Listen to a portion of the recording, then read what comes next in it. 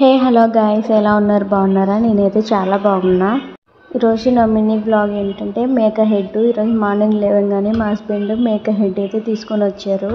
మా పాపకు ఫుల్గా జలుబు దగ్గు అయితే ఉంది. తను తింటే ఇది తగ్గిపోతుందంట. జలుబు దగ్గు చాలా బెటర్ అంట. ఇది మేక హెడ్ ఎలా క్లీన్ చేసుకోవాలంటే ఫస్ట్ పెద్ద బకెట్ తీసుకొని అందులో వేసేయాలి ముక్కలన్నీ.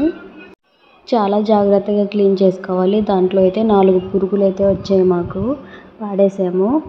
ఫస్ట్ ఒక గిన్నె పెట్టుకొని ఆయిల్ పోసుకొని ఆనియన్స్ ఎర్రగైపోయిన తర్వాత అందులోకి అల్లం పేస్ట్ పచ్చి వాసన పోయిన తర్వాత కొంచెం పసుపు కొంచెం సాల్ట్ వేసి అది కూడా బాగా కలుపుకోవాలి. కలిపిన తర్వాత అందులోకి మటన్ ముక్కలు అయితే వేసేసుకోవాలి. మటన్ ముక్కలు వేసేసుకొని అది కూడా బాగా ఆయిల్లో బాగా మగ్గిచ్చేయాలి. పసుపు ఉప్పు బాగా పడుతుంది. ఆయిల్లో మగ్గిచ్చేసుకుంటే బాగుంటుంది. మీలో ఎంతమందికి మేక హెడ్ ఇష్టమో నాకు కామెంట్స్ చేసి చెప్పండి.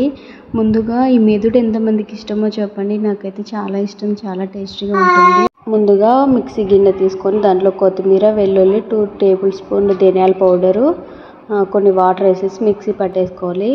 ఆయిల్లో బాగా మగ్గిపోయిన మటన్లోకి 2 టేబుల్ స్పూన్ కారము, ఇందాక మిక్సీ వేసుకున్న మసాలా వేసేసి కలబెట్టేసేసి మగ్గిపోయిన తర్వాత మనకి సరిపోయినంత వాటర్ వేసేసుకోవాలి.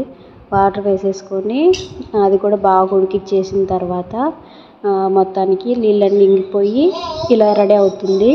మీలో ఎంతమందికి మేక హెడ్ ఇష్టమో నాకు కామెంట్స్ చేయండి. ఈ మెదడు మా పాప కోసం పెడదామని తీసుకెళ్తున్నా. చాలా బాగుంటుంది, మీరు ట్రై చేయండి. నా వీడియోస్ కనుక నచ్చినట్టయితే సబ్స్క్రైబ్.